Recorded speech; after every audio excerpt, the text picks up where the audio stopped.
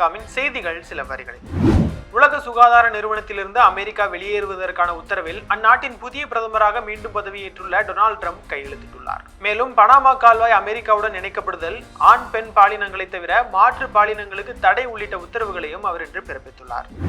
கொல்கத்தா பெண் மருத்துவர் படுகொலை வழக்கில் குற்றவாளிக்கு மரண தண்டனை வழங்க கோரி மேற்கு வங்க அரசு சார்பில் மேல்முறையீடு செய்யப்பட்டுள்ளது. வழக்கை விசாரித்த சியால்டா நீதிமன்றம் குற்றவாளிக்கு சாகும் வரை ஆயுள் தண்டனை விதித்து உத்தரவிட்டுள்ள நிலையில் மேற்கு வங்க அரசு கொல்கத்தா உயர்நீதிமன்றத்தில் மேல்முறையீடு செய்துள்ளது.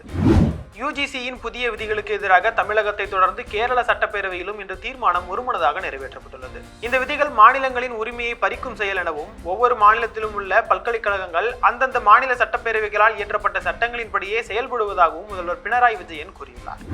பல்கலைக்கழகங்களின் நிர்வாகம் மாநில அரசின் முழு கட்டுப்பாட்டில் இருக்க வேண்டும் என முதல்வர் மு.க. ஸ்டாலின் தெரிவித்துள்ளார். அழகப்பா பல்கலைக்கழக நிகழ்ச்சியில் யுஜிசியின் புதிய விதிகளுக்கு எதிராக பேசிய அவர், பல்கலைக்கழக வேந்தர் பதவியில் மக்களால் தேர்வு செய்யப்பட்ட முதலமைச்சர் இருக்க வேண்டும் என கூறியுள்ளார்.